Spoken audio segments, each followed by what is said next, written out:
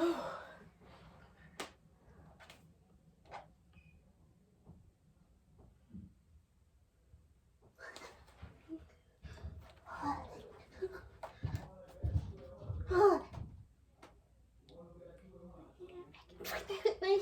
and forth with my hair, back and forth with my hair, back and forth with my hair, back and forth with my hair, back and forth. I whip, and hanging on the walls of a gallery in Florence, there is a painting of a feminine creature so majestic and terrifying that a poet once wrote of it, flee, for if your eyes are petrified in amazement, she will turn you to stone. With a mane of serpents, she is, of course, Medusa, the monster who could turn any man to stone. With a single look. I was at a lounge with my friend, having drinks, when this white woman comes by and pets my fro. I cannot believe some white lady just patted my hair. Far too often, Black people have been shamed or excluded from jobs or schools because of objections to natural hairstyles.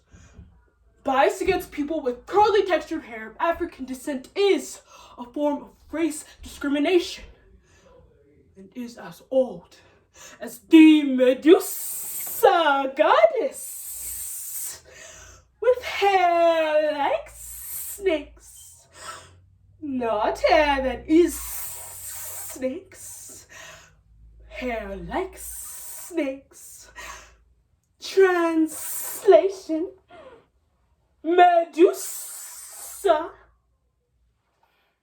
was a Black woman with dreadlocks.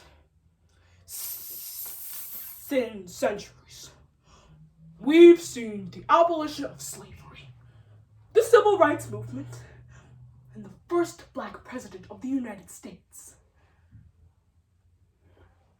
But have things changed for Black people's hair?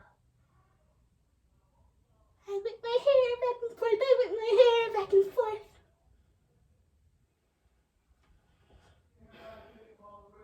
I will never forget the first time I wore my hair in its naturally curly state to school.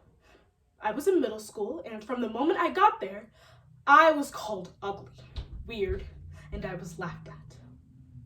And then, of course, came the touching, which for many Black people is a story that is told so often, we've almost become used to it. From Gabrielle Union getting fired from America's Got Talent because her hair was deemed too distracting to the audience, to DeAndre Arnold being told he couldn't walk at his graduation because of his dreadlocks, to countless Black people who have been fired from their jobs, expelled from schools, and turned away from public accommodations, simply because, as JSTOR notes in 2018, their hair was deemed too untamed. Translation: their hair was too Black.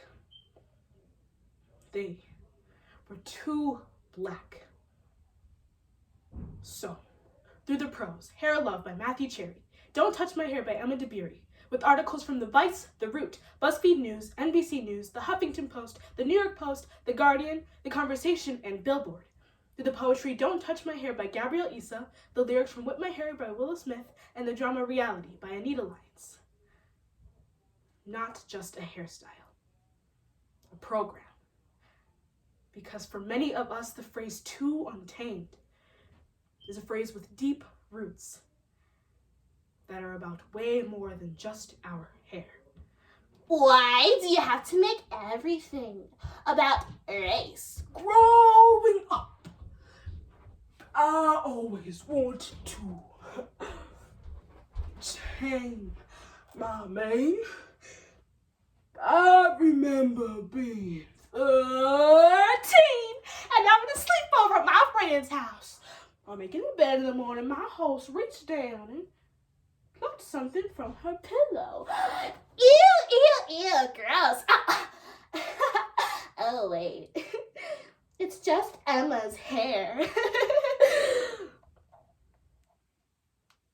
I had been led to believe that my hair was stressed out and needed to relax. So that's what I did.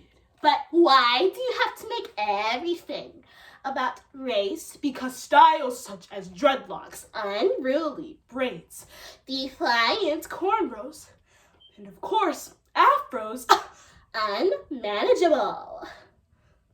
can't be disentangled from Medusa with hair like Black culture.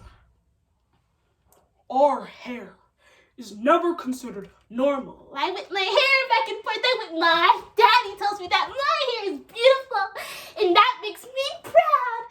Today, I woke up extra early all by myself. I was too excited to sleep. It's a big day.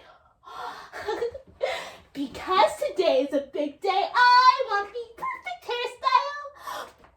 This calls for a professional's touch. Because today, A high school wrestler was forced to cut his dreadlocks or forfeit a wrestling match in New Jersey.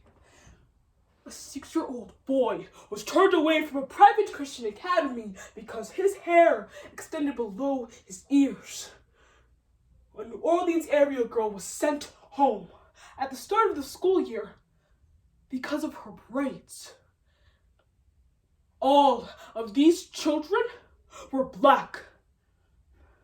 All wore natural, chemical-free hairstyles. Hair is an incredibly personal thing. Hair is a part of you. I whip my hair back and forth. I whip my daddy combed, parted, oiled, and twisted. He nailed it. The perfect look. I added my superhero cape as the final touch. I whip my hair back and forth. I wish I had known that women before me proudly wore their hair natural and kinky in America centuries before. These women were even seen as so beautiful that laws were put in place in effort to diminish their beauty. Yes, their hair was so dang beautiful that it was illegal.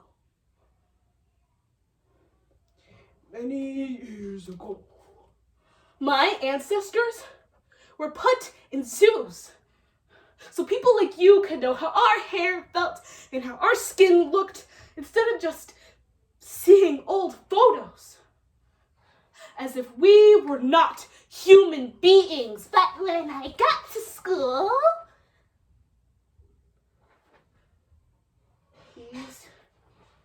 these 3 white boys, they put me on the ground. One put my arms behind my back. One put their hands over my mouth. Of course. Ugly. No. Don't touch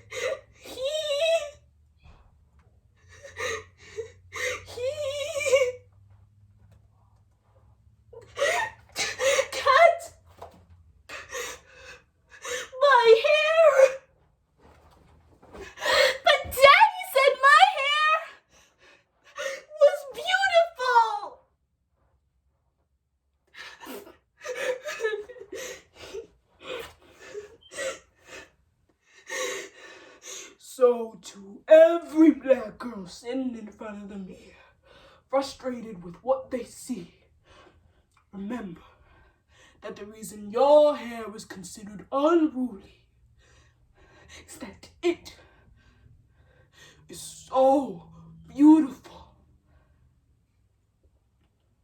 It has the potential to upend white supremacy. And Daddy said I am Medusa. And I am beautiful. We love Rainy Horror.